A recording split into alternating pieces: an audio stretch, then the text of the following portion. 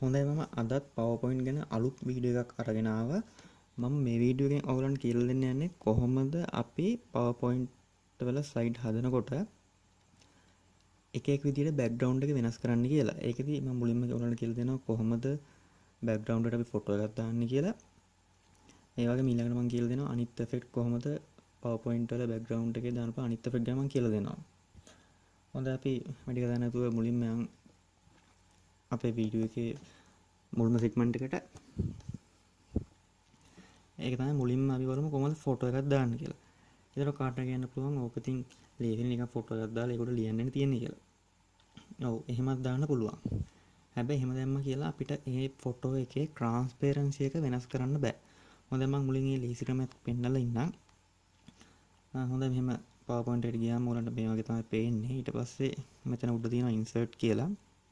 ඒක ක්ලික් කරන්න. ඒකට ගියාම මෙතන තියෙනවා pictures කියලා. ඒකට pictures කියන එක ක්ලික් කරාම ඊට පස්සේ ඔයගොල්ලන්ගේ මැෂින් එකේ ෆොටෝ එක තියෙන තැනට යන්න ගිහිල්ලා අවශ්‍ය ෆොටෝ එක ක්ලික් කරන්න. එම් ක්ලික් කරලා insert කියන එක දැම්මම පස්සේ ෆොටෝ එක එනවා. ඊට පස්සේ අපිට පුළුවන් මේක මුළු ඩිස්ප්ලේ එකටම දාගන්න. ඊට පස්සේ මේක උඩ ලියනවා නම් අපිට පුළුවන් insert ගිහිල්ලා text box ගිහිල්ලා මෙහෙම උඩ text box එක ඇඳලා අපිට ඕන වචන මේක උඩ ටයිප් කරන්නම් අපිට පුළුවන් ෆොටෝ එක උඩ මොනවද ලියන්න. හරිද? ඒත් මම අද මේ වීඩියෝ එක කිරීමේ බලාපොරොත්තුව මේක කියලා දෙන්න නෙවෙයි මීට වඩා ටිකක් වෙනස් දෙයක් කියලා දෙන්න. ඔයාලට මේක දක්වන්න පේනවා මේ වෙල්කම් එක මම ලිව්වට පස්සේ ඒක හරියට පේන්නේ නැහැ. දැන් සුදු පාට දැම්මම පේන්නේ නැහැ. මම මේක අනිත් ප්‍රතිඋද්ද පාට කළු දැම්ම කියමුකෝ. ඒත් ඔයාලට පේනවා මේක අපැහිල් බවක් තියෙනවා. හැබැයි අපිට පුළුවන් මේ ෆොටෝ එක විනිවිද පේන්න හදන්න අපිට පුළුවන් ලස්සන බෑග්ග්‍රවුන්ඩ් එකක් මේකට දෙන්න. මේ වගේ දේවල් ඕන වෙනවා අපි ප්‍රොජෙක්ට් කරද්දී. ඒ කියන්නේ හිතන්නකෝ මම උදාහරණයක් වශයෙන් කියන්නම් ඕගොල්ලෝ කරනවා කලාව ගැන ප්‍රොජෙක්ට් එකක්. නැත්නම් මුහුදම කියන මේ ෆොටෝ එක මුහුදන්නේ තියෙන්නේ. මම කරේ මුහුද ගැන මොකද ප්‍රොජෙක්ට් එකක්. එතකොට අපේ PowerPoint ස්ලයිඩ් වල අපේ බෑග්ග්‍රවුන්ඩ් එකේ මුහුදක් තිබ්බනම් ඒ ප්‍රසන්ටේෂන් එක ගොඩක් ලස්සනයි ගොඩක් දෙගුම් කළුයි. ඒත් මේ වගේ තිබ්බොත් නම් ඇත්තටම ප්‍රසන්ටේෂන් කරද්දී කියන එක්කෙනාට ඒ කියන්නේ ප්‍රසන්ටේෂන් කරන කෙනා දැනගෙන හිටියට බලන් ඉන්න කෙනාට නම් මුකුත් පේන ගන්න නැහැ. බලන්න පේනවා මේ අකුරු හරියට පේන්නේ නැහැ. අන්න ඒක නිසා අපිට පුළුවන් මේක වෙනස් විදිහකට දාන්න. අන්න ඒක දාන්න කොහොමද කියලා මම ඔයගොල්ලන්ට කියලා දෙන්නම්. ඒකට මම මේවා ටික අයින් කරනවා. ඒකට යන්න ඕන මුලින්ම insert කියන එකට යන්න ඕනේ. ගිහිල්ලා shapes වලට ගිහිල්ලා මෙතන තියෙනවා rectangle එක. අන්නේ rectangle එක මේ rectangle එකට ගිහිල්ලා මෙහෙම rectangle එකක් ඇඳ ගන්න ඕනේ. ඊට පස්සේ ඒකට මේ ඒකේ line එකේ outline එක උඩ click කරලා right click කරන්න. ඊට පස්සේ මේ outline කියන එකට යන්න. එතන මේ no outline කියන එක select කරන්න. හරි දැන් මේක outline එකෙන් ගියා. ඊළඟට මේක ආයෙත් එකපාරක් යම් click කරලා right click කරලා fill කියන එකට යන්න. ගිහිල්ලා මේ යටට යනකොට තියෙනවා picture කියලා. ඒ picture කියන එකට යන්න. ඊට පස්සේ මේ උඩ තියෙනවා from a file කියලා. අන්නේ from a file කියන එක click කරන්න.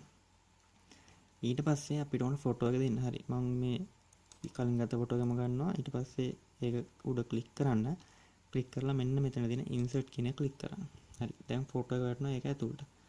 දැන් මම මේක මුළු ඩිස්ප්ලේ එකටම හදා ගන්නවා. මේක මවුස් එකෙන් මෙහෙට කරලා මෙතනින් ක්ලික් කරලා ඇදලා අපේ මුළු ස්ලයිඩ් එක පුරාවට විහිදෙන්න මම ඒක දැම්මා. හොඳයි. දැන් මේකෙයි මම කලින් ගත්ත එකේ කිසි වෙනසක් නැහැ. දැන් මම කරන්න යන්නේ මේක විනිවිද පේන්න හදන එක. මේක විනිවිද පේන්න හදනවා මොකද කරන්නේ මේ ෆොටෝ එක උඩ එකපාරක් ක්ලික් කරලා right click කරනවා. right click කරලා මෙහෙම යටට යනකොට තියෙනවා format picture කියලා.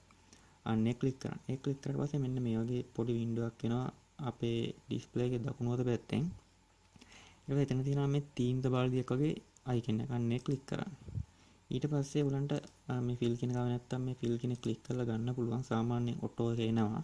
ඊට පස්සේ යට ගියා මෙන්න මෙතන තියෙනවා transparency කියලා. අන්න ඒක වැඩි කරනකොට ඔයාලට පේනවා මේක විනිවිද යන ස්වභාවයක් තියෙනවා. transparency 100%ක් දානවා කියන්නේ 100%ක් විනිවිද යනවා කියන එක එච්චරම දාන්න ඕනේ. එතකොට ෆොටෝ එක පේන්නේ නැහනේ. එතකොට ෆොටෝ එක පේන්නේ නැති නිසා අපි මෙන්න මේ වගේ ගානට තියෙන අපිට අවශ්‍ය විදියට අවශ්‍ය ප්‍රමාණයට ඒක adjust කරගන්න පුළුවන්. හොඳයි දැන් මම මේ welcome කියන එක මම ඒ පිටුවට ගන්නවා. මම මේක උඩ ක්ලික් කරලා control එක ඔබාගෙන C එක ඔබලා මගේ මේ ස්ලයිඩ් එකට ඇවිල්ලා control එක ඔබාගෙන B එක ඔබනවා. අන්න දැන් welcome කියන එක ආවා. දැන් උනට තේරෙනවනේ වෙනස.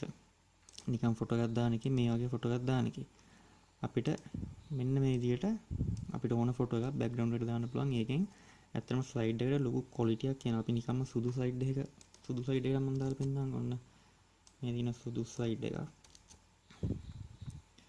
ඒකේ මම මෙහෙම දානවා. ඔයාලට පේනවා මේ දෙකේ කොච්චර වෙනසක් තියෙනවද කියලා. මේක කොච්චර ලස්සනද කියලා. ඔන්නෝම තමයි ෆොටෝ එකක් දාන්නේ බෑග්ග්‍රවුන්ඩ් එකට. හොඳයි මම ඊළඟට පෙන්නන්නම් මේකේ කරන්න පුළුවන් අනිත් ඔප්ෂන් මොනවද කියලා. ඔයගොල්ලෝ බලන්න නැති මොනවද මේ අනිත් ඔප්ෂන් කියලා.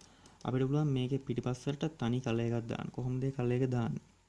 ඒකට මේ බෑග්ග්‍රවුන්ඩ් එක නිකන් එකපාරක් ක්ලික් කරලා රයිට් ක්ලික් කරා. රයිට් ක්ලික් කරාම මෙතන ඉඳලා ෆෝමැට් බෑග්ග්‍රවුන්ඩ් කියලා. අන්නේ ෆෝමැට් බෑග්ග්‍රවුන්ඩ් කියන එක ක්ලික් කරන්න. එතකොට ආයිත් අර වගේම මෙහෙම වින්ඩෝ එකක් එනවා. අන්න ඒකේ මේ ෆිල් කියන එකට යන්න ඕනේ. ඒකේ උඩ solid fill කියලා තියෙනවා.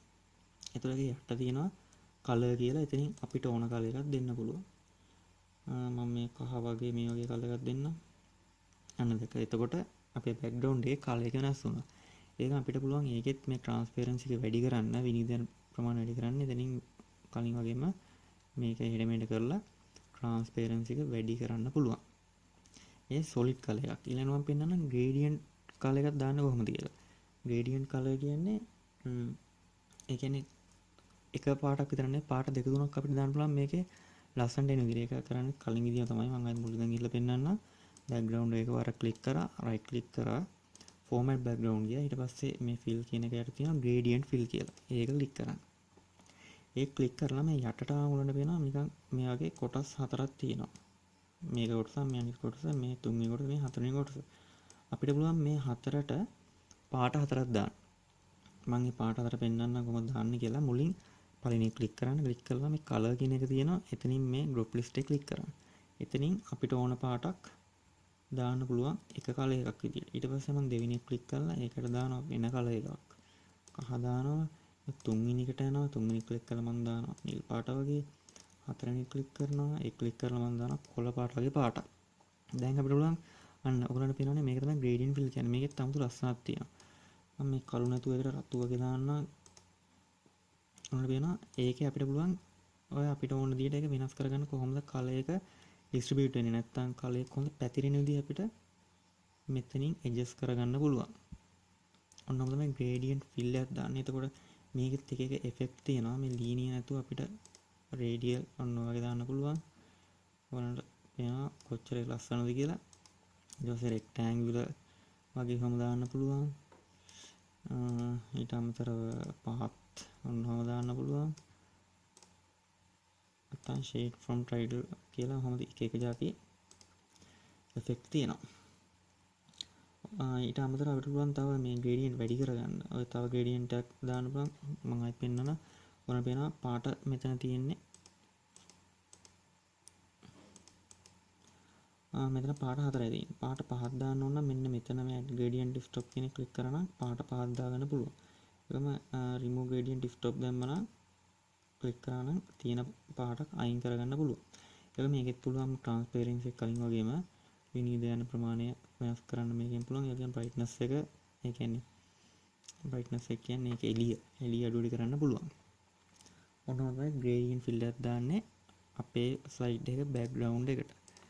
ඊට පස්සේ මම පෙන්නන්නම් තවත් background જાතියක්. ඒක දාන්නේ කලින් විදියමයි right click කරලා format background ගිහිල්ලා යන්න ඊළඟ මම දැන් solid එක පෙන්නුවා gradient එක පෙන්නුවා. ඊළඟේ තමයි picture texture fill කියන්නේ. එතකොට picture texture fill එකේදී තමයි මේ photo එක මෙහෙම ඇවිල්ලා තියෙන්නේ. ඔයාලන්ට පේනවා ඒ වෙලාවේ තියෙන මේ file කියන එක ගිහලා මම දැම්මේ. මට ඇත්තට මේක නේ පෙන්වන්න ඕන. මම මේක දාන්න දේ මම පෙන්නුවා. මට පෙන්වන්න ඕන මෙතන තියෙනවා texture කියලා. ඉතින් අපිට මේ වගේ නිකන් අමුතු රටා දාන්න පුළුවන්. ඒකවල ගිහලා තියෙන default රටා මේ වගේ ඕන නම් අපිට background එකක් දාගන්න පුළුවන්. ඒකෙත් පුළුවන් transparency වැඩි කරන්න. ඒ වගේම මෙතනින් ඔයගොල්ලෝ කරලා බලන්න මේක එක වෙනස් theme තමයි තියෙන්නේ. ඊළඟට තියෙනවා pattern fill කියලා අන්තිම එක. ඒකේ තියෙන pattern. ඒක නම් එච්චරම ලස්සන නැහැ. ඉතින් අවශ්‍ය වුණොත් මේ වගේ දේක දාගන්න අවශ්‍ය වුණොත් කියලා මම පෙන්නන්නේ. ඔන්න ඔය pattern fill දාගන්න පුළුවන්. ඒවයේ පාට වෙනස් කරගන්න පුළුවන්. ඔන්න ඕක තමයි එතන මට පෙන්වන්න තියෙන්නේ. හොඳයි මම හිතනවා ඔයාලා බෑග්ග්‍රවුන්ඩ් එකේ ගැන නොදන්න කරුණු රාශියක් ඉගෙන ගන්න ඇති කියලා. මොකද ගොඩක් අය මේ බෑග්ග්‍රවුන්ඩ් වෙනස් කරන විදිය දන්නේ නැහැ. විශේෂයෙන් මේ ෆොටෝ එකේ බෑග්ග්‍රවුන්ඩ් කොහොමද ට්‍රාන්ස්පරන්සි වැඩි කරන්නේ ඒ වගේ දේවල් ගොඩක් අය දන්නේ නැහැ. ගොඩක් අපි වුණත් ප්‍රසන්ටේෂන් හදනකොට නිකම්ම සුදු ස්ලයිඩ් එකේ තමයි ගොඩක් අය ප්‍රසන්ටේෂන් එක හැදුවේ.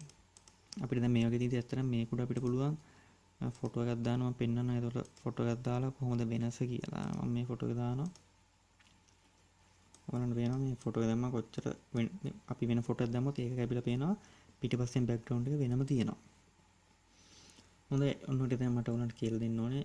මම හිතනවා ඔයාලන්ට මම කියන දේ තේරෙන්නේ නැති කියලා. ඒ වගේම මම හිතනවා ඔයාලා දැනුමට අලුත් යමක් එකතු කරගන්න ඇති කියලා. ඔයාලා දැනුමට අලුත් යමක් එකතු කරගත්තා නම් මට උදව්වක් වශයෙන් මගේ channel එක subscribe කරන්න. Thank you.